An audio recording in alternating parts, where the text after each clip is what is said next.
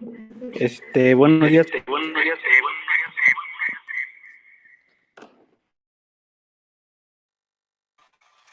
Adelante, buenos días.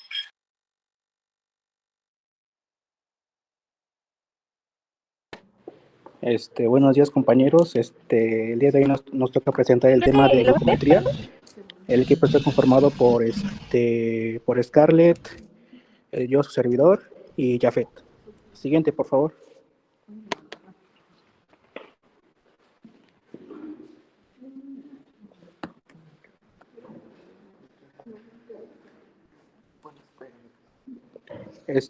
Comenzaremos con una pequeña introducción, la cual menciona que los hidratos de carbono son compuestos orgánicos formados fundamentalmente por carbono, oxígeno e hidrógeno, a partir de las cuales se pueden obtener energía con gran rapidez y que aportan aproximadamente el 50% de las calorías que recibimos de la dieta. Estas se ingieren en forma de polisacáridos, un ejemplo de ellos es el almidón, los disacáridos, la sacarosa y la fructosa, y también monosacáridos como la glucosa y la galactosa.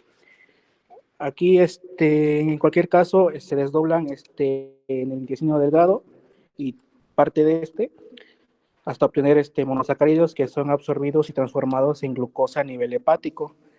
Los niveles de glucosa en sangre se mantienen dentro de unos límites muy estrechos y constantes gracias a la acción de dos hormonas, que es la insulina y el glucagón. Así, tras la digestión aumenta más que nada la glucemia, pero en las personas con un correcto metabolismo hidrocarbonado, estos niveles descienden rápidamente gracias a la liberación de una hormona que mencioné anteriormente, que es la insulina, de manera que detrás de 1 a 2 horas la glucemia vuelve a un nivel basal. Siguiente, por favor.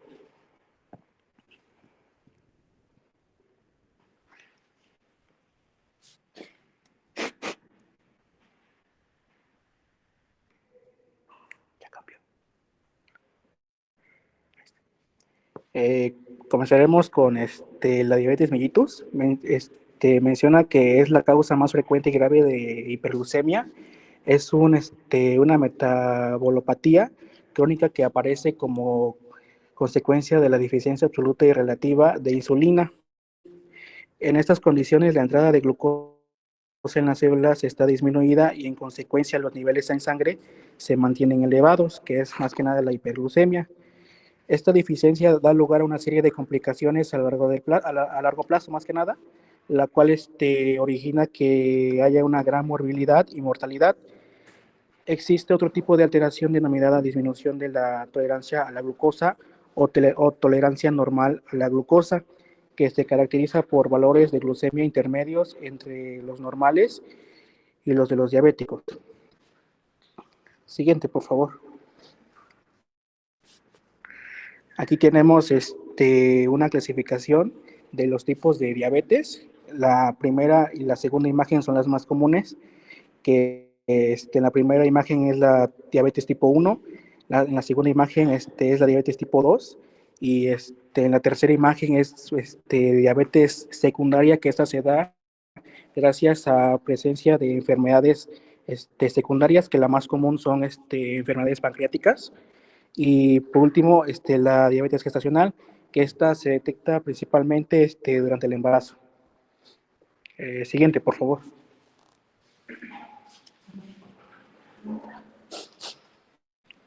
Aquí tenemos los síntomas, que son los más comunes en la diabetes, que son muy variados, pero los más comunes son los que coloqué aquí en esta diapositiva, la cual es la polifagia, la cual es el aumento anormal de la necesidad de querer comer, que puede deberse a ciertos trastornos psicológicos y ciertas condiciones médicas o alteraciones de tipo hormonal.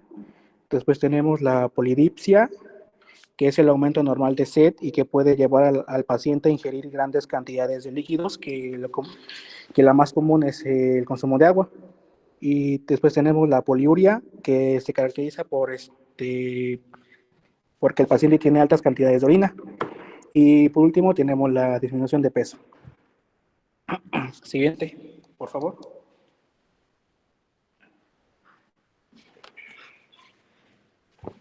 Aquí tenemos el diagnóstico. Las pruebas más utilizadas para el diagnóstico de la diabetes se basan en la demostración de una tolerancia normal a la glucosa.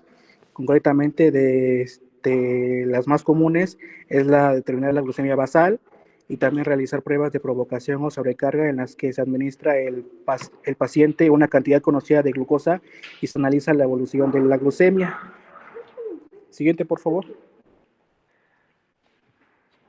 Aquí menciona que se considera diabetes si se cumple alguno de los 3 puntos que se citan a continuación. El nivel de glucemia, que tiene que ser mayor a 200 miligramos por decilitro, acompañado de los síntomas típicos de la enfermedad, que son los que mencioné anteriormente. La glucemia en ayunas, que tiene que ser mayor a 140 miligramos por decilitro, obtenida en 2 ocasiones. Y también la glucemia en ayunas entre 110 miligramos por decilitro y 2 curvas de glucemia positivas. Siguiente, por favor.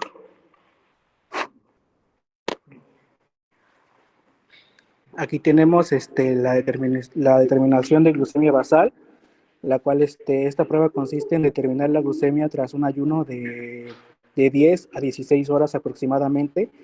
Y aquí se considera que los valores menores tienen que ser de 110 miligramos por decilitro, los cuales son normales.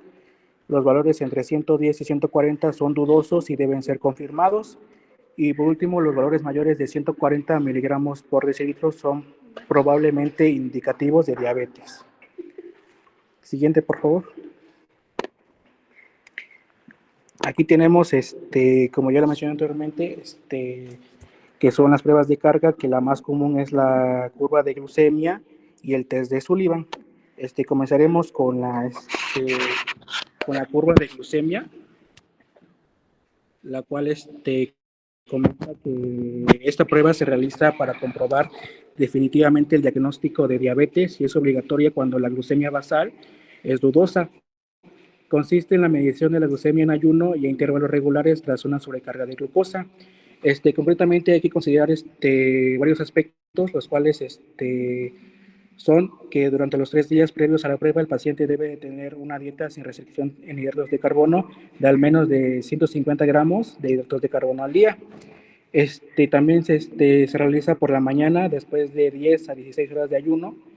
También se obtiene una muestra de sangre en la que se determinará la glucemia basal. También se administra por vía oral al paciente 75 gramos de glucosa disueltos en un saborizante. En niños la dosis se ajusta de acuerdo a su peso. También se extrae sangre cada 30 minutos durante 2 horas y esto puede variar en función del protocolo. Y esto se hace para evaluar la modificación de la glucemia a lo largo del tiempo. Y también cualquier síntoma, que los más comunes son náuseas y vómitos, esto debe ser anotado. En la imagen que pueden ver en la diapositiva se representan 2 curvas, la cual en una se muestra un paciente sano y en otra un paciente diabético. Como ven, en un paciente sano en ningún momento se superan los 200 miligramos por decilitro, mientras que en un paciente diabético la glucemia a las 2 horas es superior a 200 miligramos por decilitro y al menos otro valor intermedio es también superior a 200 miligramos por decilitro.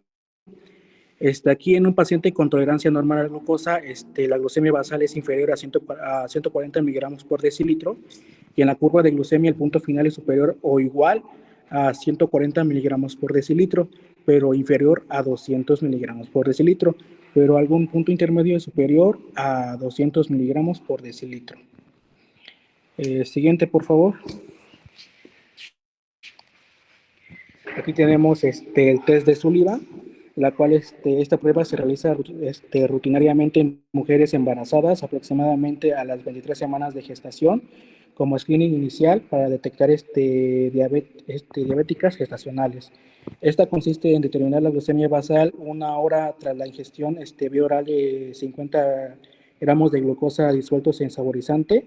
Y aquí si la glucemia tras 1 hora supera los 140 miligramos por decilitro, es posible que exista diabetes gestacional, aunque es impredecible, ya que al realizar una curva de glucemia nos puede ayudar para que diagnostiquemos adecuadamente si hay presencia de diabetes gestacional en nuestra paciente embarazada.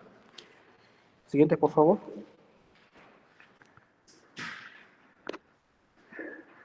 Aquí tenemos algunos aspectos a considerar, la cual tenemos que considerar centrifugar la sangre lo antes posible, ya que los eritrocitos y los leucocitos consumen glucosa, por tanto, si el contacto con las células es prolongado, o sea que tiene mayor tiempo, se pueden dar resultados falsamente bajos y actualmente existen tubos con separador de suero que funciona como una interfaz entre las células y el suero después de la centrifugación, haciendo que no sea necesario separar el suero en otro tubo.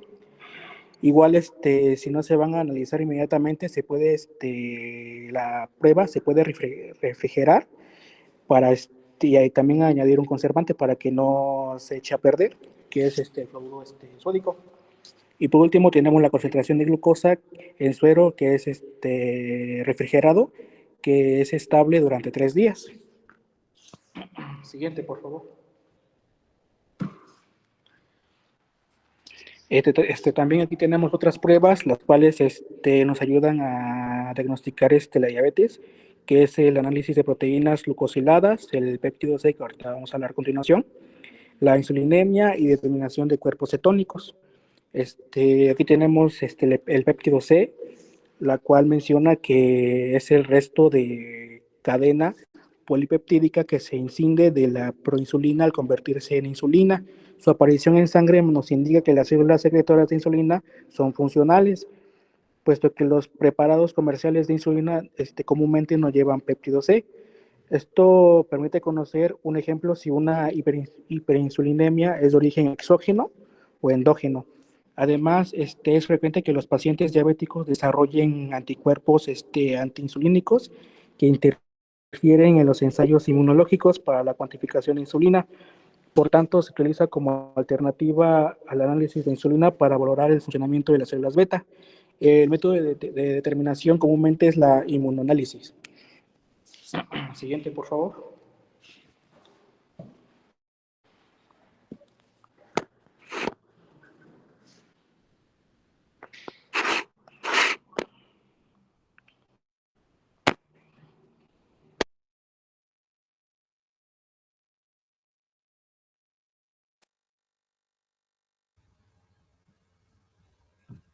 Bueno, ahora sí vamos. Ay. ¿Sí me escuchan, perdón? Ya, perdón, ahora vamos a adentrarnos un poquito en lo que es la glucometría y vamos a entender a la glucometría como la medición de la glucemia, la que conocemos pues coloquialmente como el azúcar, y se va a realizar mediante la extracción de una gota de sangre. Se van a usar un instrumento llamado glucómetro, que es el que aparece en la imagen de la derecha como de color azul, y esta nos va a servir para las personas, por ejemplo, que tienen diabetes, ya que nos va a permitir conocer los valores de la glucemia día a día, y por lo tanto vamos a saber si la persona lleva un control adecuado, si el diagnóstico si el tratamiento que le proporcionó el doctor es correcto, o si hay que tomar decisiones respecto a un cambio en el tratamiento, respecto a dieta, respecto a medicamentos que está tomando, si está haciendo actividad física y entre otras cosas. Hay que recordar un poquito sobre la glucosa. Recordemos que la glucosa es la principal fuente de energía en nuestro cuerpo.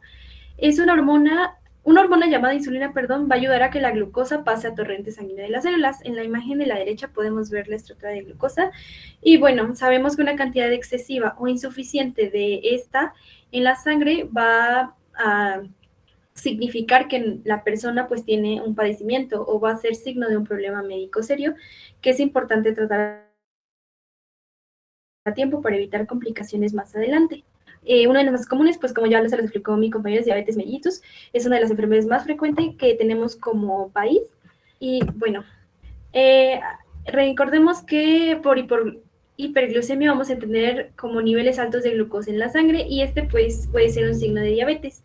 En la imagen de la derecha tratamos de representarlo. Por ejemplo, las moléculas de glucosa van a ser los puntitos grises que se observan alrededor de los eritrocitos, y como podemos ver, pues están en gran cantidad. Los niveles altos de glucosa en la sangre también pueden ser causados por otras enfermedades, no solo diabetes, no hay que quedarnos con esa idea. Por ejemplo, problemas con el páncreas o las glándulas suprarrenales. También vamos a tener otro padecimiento llamado hipoglucemia. Si observan la imagen anterior con esta, pues podemos ver que la glucosa está en menos cantidad dentro del torrente sanguíneo. Acá, pues en la figura solo aparecen dos bolitas grises tratando de representarla. Y bueno, los niveles bajos de glucosa en la sangre van a ser comunes en diabetes tipo 1 y diabetes tipo 2 en los pacientes que tomen ciertos medicamentos.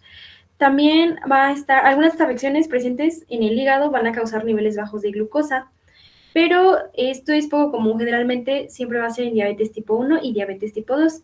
Y también sin tratamiento, los niveles bajos de glucosa en la sangre demasiado severos van a causar problemas de salud, incluyendo convulsiones y daño cerebral, porque como les mencioné anteriormente, pues es la principal fuente de energía en nuestro cerebro. Entonces, si lo quieren ver de esta manera lógica, pues si no tenemos este motor para poder realizar las actividades, pues va a haber complicaciones en nuestro cuerpo. Y también vamos a tener otros nombres para la glucometría. Entre ellos tenemos azúcar en la sangre, el autocontrol de la glucemia, la glucosa plasmática en ayudas, abreviada como GPA, la glucemia en ayudas, niveles de azúcar en ayudas, glucemia aleatoria o al azar, prueba de tolerancia a la glucosa y prueba de tolerancia a la glucosa oral. Esos los pusimos por si más adelante les son de utilidad porque, como dije, no siempre se manejan los mismos nombres o las mismas terminologías. Vamos a empezar un poquito con la toma de la glucometría. Para la mayoría de las personas, pues se recomienda mantener entre 70 miligramos sobre decilitro en ayunas y 80 miligramos sobre decilitro a las 2 horas posterior de la ingesta de alimentos. Estos son los valores específicos deseables en personas o en los pacientes. Y también es importante que las glucometrías sean tomadas de forma estricta en los horarios indicados por el profesional de la salud. Muchas veces a los pacientes les van a pedir que se las tomen todas las mañanas, todas las noches o después de ingerir alimentos. ¿Esto por qué? Porque es importante llevar un control para, como les dije anteriormente, llevar un orden y saber si el paciente está respondiendo de manera correcta al tratamiento, si el medicamento no está haciendo una afección, si está realizando ejercicio o si se lleva un correcto manejo para la enfermedad que está padeciendo. También acá les puse un ejemplo de un cuadernito que me llevan muchos de estos pacientes. En la parte superior pues llevan los días, el peso y también es importante escribir el resultado, preferiblemente en el cuadro de la toma de glucometrías o en un cuaderno inmediato. Muchos no hacen esta tablita, ya sea por falta de tiempo o por otras cosas. Sin embargo, observamos que muchos lo llevan simplemente en un cuaderno, únicamente con las horas, y esto pues también les es de utilidad al doctor. Por eso mismo es importante que los pacientes que lleven esto los lleven a cada revisión médica para poder, como dije, tomar decisiones respecto al tratamiento. Y también les pusimos unos síntomas de hipoglicemia o hiperglicemia. No necesariamente se tiene que tener diabetes para esto, pero pues es importante como estar alerta a todos estos signos. Por ejemplo, dentro de los síntomas de la hipoglicemia tenemos que la persona va a tener una sudoración excesiva, también va a estar pálida, va a tener mucha sensación de hambre, va a estar muy irritable, va a haber falta de coordinación y va a tener somnolencia. Y los síntomas más comunes de la hiperglicemia nos encontramos que pueden presentarse con pacientes con la boca seca, van a tener una sed excesiva, también van a mostrar debilidad, un dolor de cabeza, visión borrosa y ganas de orinar frecuentemente. Y también es importante que sepamos cómo usar el glucómetro. Vamos a asegurarnos que el medidor esté limpio y listo para usarse. ¿Esto por qué? Porque pues nos puede marcar un valor incorrecto si no tenemos los parámetros bien establecidos. Después es importante sacar una tira de prueba reactiva y de inmediato vamos a cerrar los recipientes. Estos depende del tipo de glucómetro que estemos utilizando. Generalmente también vienen estas tiras añadidas al glucómetro. Y si son por separado de las que vienen en un recipiente, es importante que estas no se expongan a la humedad, debido a que pues también puede alterar el resultado.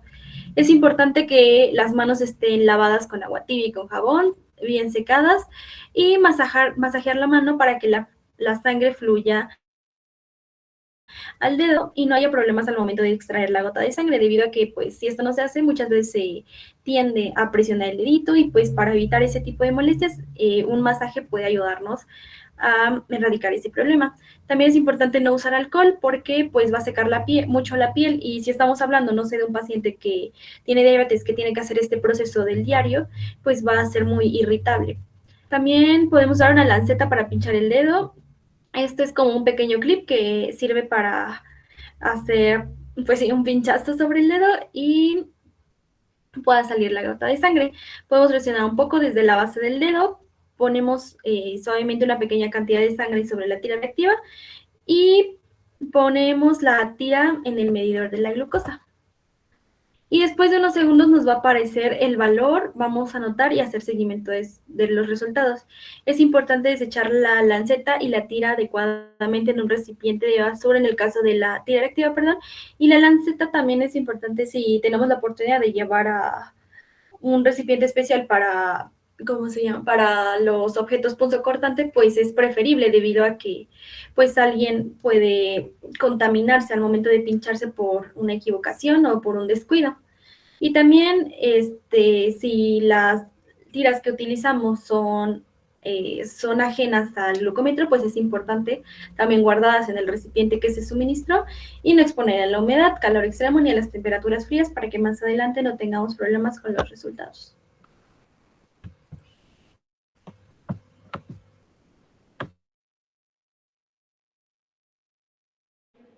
Continuamos con los valores normales de la glucosa.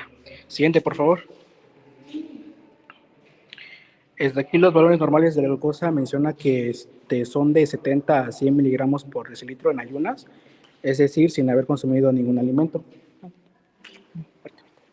Y mientras que la cantidad de glucosa normal después de 2 horas de comer es menor a 140 miligramos por decilitro. Siguiente, por favor. Aquí con los pacientes con diabetes menciona que se ha establecido niveles óptimos para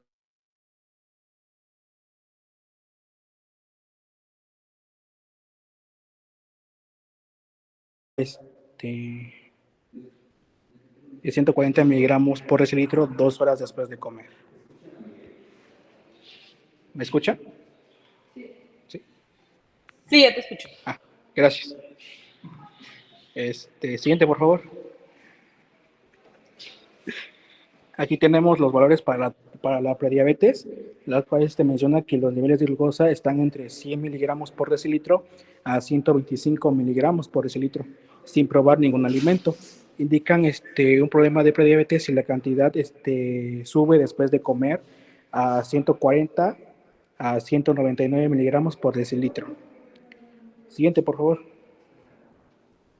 Aquí tenemos una tabla en la cual menciona ya a profundidad los valores de la glucosa desde un neonato hasta un paciente geriátrico. Siguiente, por favor. Continuamos con el monitoreo continuo de glucosa. Siguiente, por favor. Aquí tenemos el automonitoreo, la cual es una de las claves para el tratamiento de la diabetes, pues los resultados de este procedimiento se utilizan como una herramienta para saber si se está llevando un adecuado control y así poder realizar ajustes e identificar elementos que afectan o ayudan al control de la glucosa.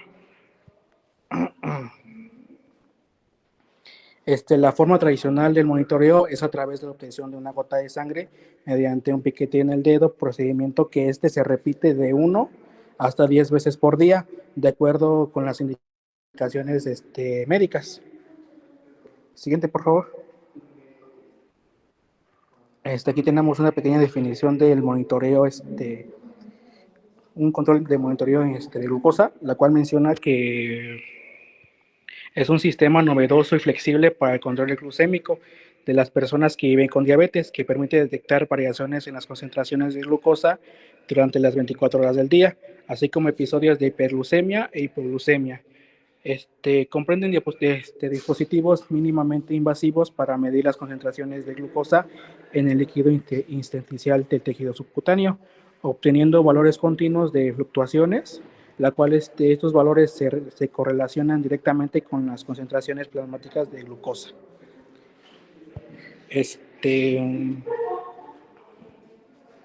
Siguiente, por favor. Ahora bien,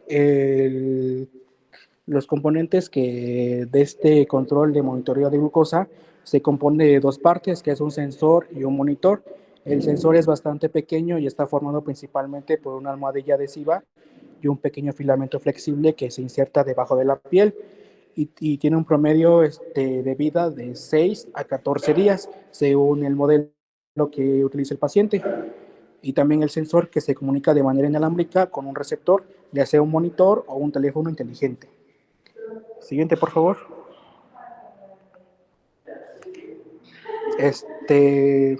¿Sí le puede regresar a la otra, por favor?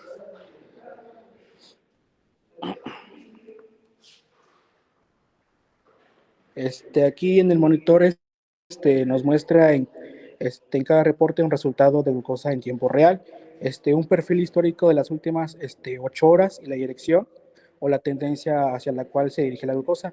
También tiene una memoria de hasta 90 días de datos, facilitando la toma de decisiones inmediatas y la recopilación de información. Ahora vamos a ver cómo se coloca. El filamento del sensor necesita ser insertado bajo la piel. Esto se hace a través de un aplicador automático que ayuda a colocarlo y posteriormente se retira y se desecha. El procedimiento no es doloroso y las instrucciones específicas dependerán de cada fabricante. Una vez colocado el sensor, se debe asegurar de que la almohadilla adhesiva esté correctamente fija, o incluso se puede poner una tela adhesiva sobre el dispositivo para que no se desprenda cuando el paciente haga sus actividades rutinarias. El lugar donde se coloca el sensor depende de las indicaciones del fabricante, pero el lugar más común y más cómodo es la parte superior, posterior del brazo. Siguiente, por favor. Ahora tenemos que conocer algunos conceptos importantes para utilizar de manera adecuada el control, el monitoreo de control de glucosa. Empezaremos con la variabilidad glucémica, la cual se refiere a las fluctuaciones agudas de la glucosa. La postura mayoritaria es tomar el coeficiente de variación como estándar de medición, que es de desviación estándar sobre promedio de glucosa por 100, y se estima como valor meta menor a 36%. Después tenemos el tiempo en rango, que es un espacio temporal que se encuentra dentro de los límites de 70 a 180 miligramos por decilitro, de acuerdo a la Asociación Americana de Diabetes. Esta se estima como objetivo al menos el 70% en esa franja. Después tenemos el episodio individual, que en la parte de hiperglucemia menciona que tiene que ser mayor a 180 miligramos por decilitro o incluso 250 miligramos por decilitro. O en hipoglucemia, que es menor a 70 miligramos por decilitro o también menos 50 miligramos por decilitro. Esto se denomina a los eventos que rebasen los 20 minutos de duración. Siguiente, por favor. Tenemos también la suficiencia de datos, la cual asume que una evaluación es completa. Esto se debe de completar al menos el 70% de las mediciones. Después tenemos el promedio, que estima el concentrado de la medida aritmética del periodo de monitoreo. Después tenemos el examen glucosilada, más que nada, ya no me acuerdo del nombre, perdón, la cual se obtiene a través del acumulado de glucemias y su promedio, la cual habrá que considerar que los cálculos basados en temporalidades cortas carecen de sensibilidad. Siguiente, por favor. Continuamos con la revisión e interpretación. Aquí tenemos que contar con datos recabados de por lo menos de 7 a 14 días aproximadamente. El tiempo de uso del sistema de monitoreo continuo de la glucosa es mayor a 70% o lo ideal es el 100%. Se requiere obtener los valores promedio de la glucosa durante las 2 semanas previas y también es muy importante la variabilidad glucémica. Siguiente, por favor.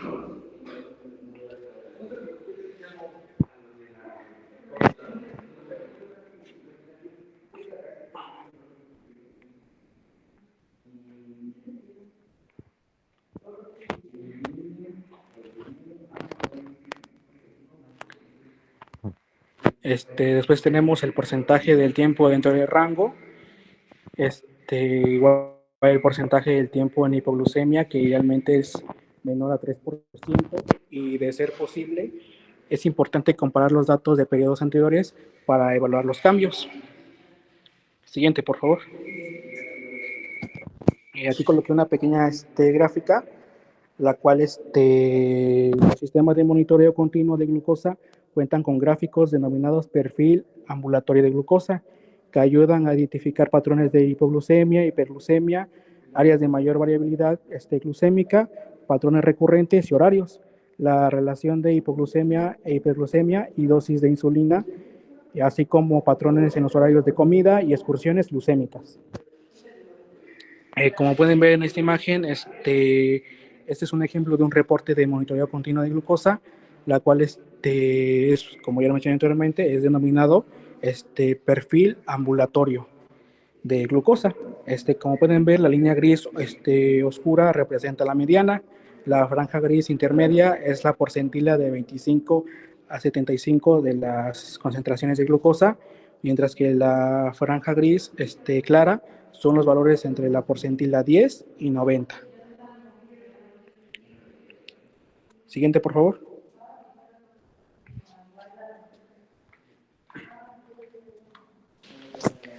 Bueno, ahora hablaremos de los pacientes en los cuales se les va a hacer perfiles de glucometría. Siguiente, por favor. Tenemos que en pacientes con diabetes mellitus tipo 1, los cuales ya han sido diagnosticados, se les va a hacer perfiles de 6 puntos al menos una vez a la semana. Si se detecta una hipo o hiperglucemia, se deben repetir los días siguientes a la misma hora para confirmar un mal control. Es conveniente realizar otro punto en la madrugada, cuando aparece una hiperglucemia basal. Siguiente, por favor. En los pacientes con diabetes tipo 2, van a ser tratados como tipo 1 si su tratamiento farmacológico es la insulina. Y si son tratados con antidiabéticos orales y están mal controlados, les debe hacer un perfil de 4 puntos al menos un día a la semana. Siguiente, por favor. En los pacientes con diabetes tipo 2, si tienen un control aceptable y toman antidiabéticos orales, es necesario solo un perfil glucémico de 3 puntos por semana. Y si están tratados con dieta, solo se necesitará una glucemia basal un día a la semana. Siguiente, por favor. Para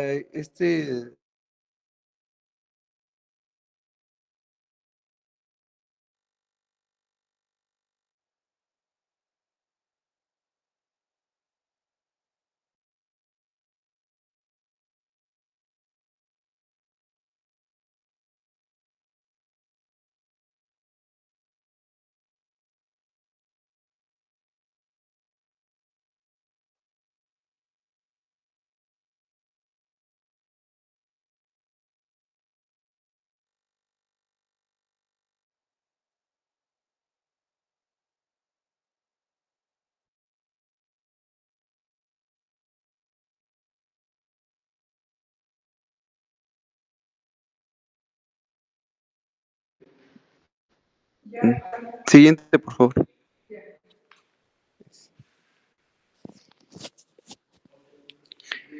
Las metas de control. El objetivo de las metas de control es normalizar la glucemia mientras se evita la hiperglucemia o la hipoglucemia. Siguiente, por favor.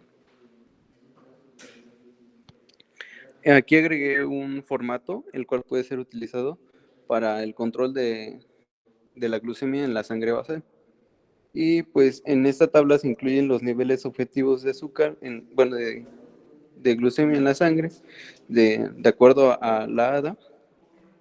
Y antes de las comidas debe ser de 80 a 130 miligramos por decilitro, y una hora o dos después de las comidas debe estar por debajo de 180 miligramos por decilitro. De ahí está un apartado que dice mis metas. Este apartado está porque cada paciente se puede individualizar la meta de glucemia, ya que no es la misma en los ancianos, en las embarazadas, o si tiene algún tipo de morbilidad añadida. Siguiente, por favor. En las metas de control de las embarazadas, antes del desayuno en una embarazada sana debe ser de 95 miligramos por decilitro o 5.3 milimol por litro. Y en una embarazada con diabetes gestacional debe ser de más de 95 miligramos por decilitro o 5.3 milimol por litro. Antes de la comida, en una embarazada sana, debe ser de 105 miligramos por decilitro o 5.8 milimol por litro. Y en una embarazada con diabetes gestacional debe de ser de más de 105 miligramos por decilitro o 5.8 milimol por litro. Antes de la cena debe ser en una embarazada sana de 120 miligramos por decilitro o 6.7 milimol por litro. Y en una embarazada con diabetes gestacional debe ser de más de 120 miligramos por decilitro o 6.7 milimol por litro. Eso lo Siguiente, vamos por a ver favor. porque esos valores no son. Cuando vimos diabetes gestacional, ya vimos los valores que tienen que ser. O sea, el preprandial son menos de 95 y postprandial 120. Entonces, olvídense que vieron eso. Sí, doctor. Okay.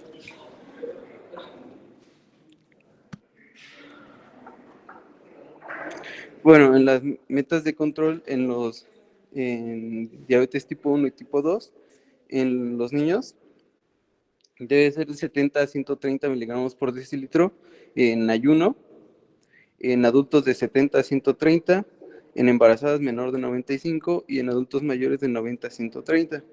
En postprandial debe ser de 90 a 180 en niños, en adultos de menos de 180, en embarazadas de menor de 120. Y antes de dormir en niños debe ser de 80 a 140 miligramos por decilitro y en adultos mayores de 90 a 150. En la glucosilada debe ser de menos del 7% en niños, adultos, embarazadas, y en adultos mayores debe ser menor a 7.5%. Siguiente, por favor. Bueno, los monitores continuos de glucosa, estos monitorean continuamente la glucosa de la sangre. De este tema ya habló mi compañero Miguel, así que lo profundizó más. Siguiente, por favor. Ahora hablaremos del tiempo en el rango.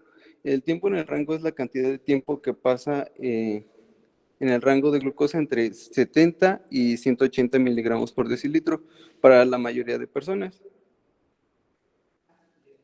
Siguiente, por favor. La mayoría de las personas con diabetes tipo 1 y tipo 2 deben tener al menos un rango de al menos de 70% de las lecturas y debe aspirar a aproximadamente 17 de las 24 horas deben de estar bien o estables. Siguiente, por favor. Bueno, en el caso de algunos dispositivos como para el control de la glucemia, estos pueden hacer estas estadísticas y están 3 ejemplos. En la primera tenemos que el periodo en objetivo estuvo en 98%, es decir, que el 98% de las tomas estuvieron en un rango adecuado. En el de en medio se ve que está el 68%, y en el tercero se ve que estaba descontrolado porque solo el 4% de las tomas estuvieron en control.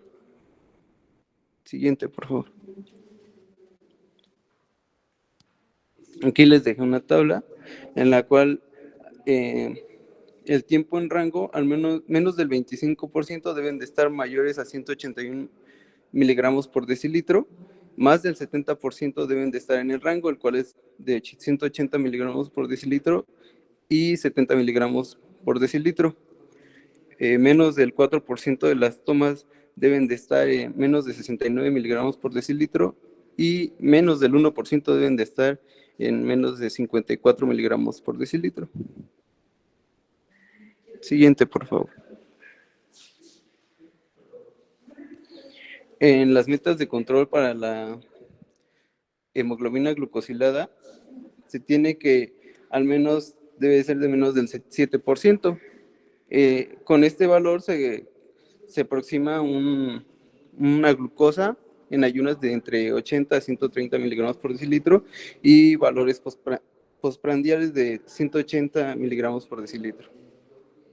Siguiente, por favor. En los ancianos, el objetivo, como les digo, puede ser individualizado, porque algunas personas pueden alcanzar hasta el 8.5%.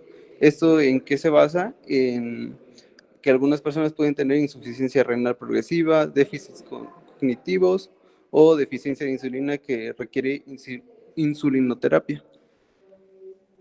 Siguiente, por favor. En las embarazadas, la hemoglobina glucosilada debe estar entre el 6 y 7%. Siguiente, por favor.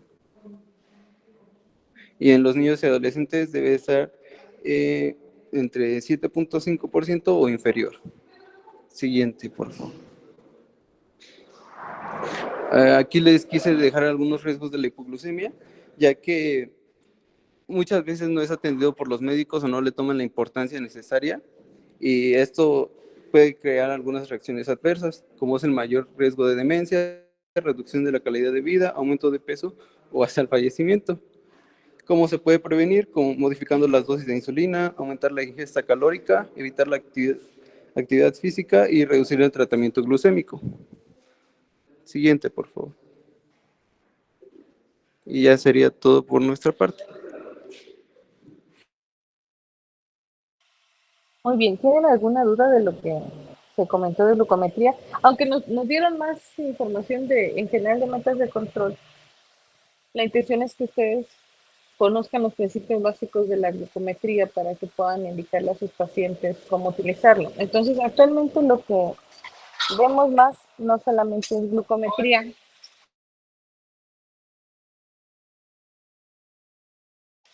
y también se ve el monitoreo continuo de glucosa. Nada más tienen que tomar en cuenta que el monitoreo continuo lo que ve es glucosa tisular. Entonces puede haber variaciones cuando ustedes lo contrastan con glucometría, porque ahí vemos glucosa capilar. Todo lo que van a ver sobre tecnología en diabetes en los siguientes años va a estar basado en monitoreo continuo de glucosa, sobre todo con los dispositivos flash que les permiten hacer chequeos intermitentes pero muy frecuentes de glucosa tisular. Antes lo único que había eran los dispositivos de monitoreo en tiempo real, pero son mucho más costosos, aunque son más cercanos, porque nos da todo el tiempo de monitoreo, son mucho más costosos. Entonces la versión más fácilmente asequible son los monitoreos en tipo flash, que es el freestyle libre, que es el que se utiliza con más frecuencia. Son 15 días lo que les dura el dispositivo. Y cuando ustedes hablan de metas de control, aquí lo que vemos es lo que decía su compañero, son porcentaje de tiempo en rango. Lo que nos mostró es lo que se pide en general a la mayoría de los pacientes con diabetes, pero esas metas de porcentaje de tiempo en rango varían si el paciente tiene alguna comorbilidad, si ustedes buscan metas de control más estrictos, que eso que les mostró ahorita su compañero es como para una glucosilada menor del 7%. Si buscamos metas más estrictas, vamos a tener que incrementar el porcentaje de tiempo en rango y también variar el nivel que se considera en rango como para la diabetes gestacional. Pero eso ya es situaciones ya más específicas, pero sepan que existen y que va a ser lo que ustedes van a ver con más frecuencia en el futuro sobre todo la recomendación de las guías internacionales es para los pacientes usuarios de insulina, lo más recomendable es que tengan monitoreo continuo de glucosa. Muy bien. ¿Hay alguna duda?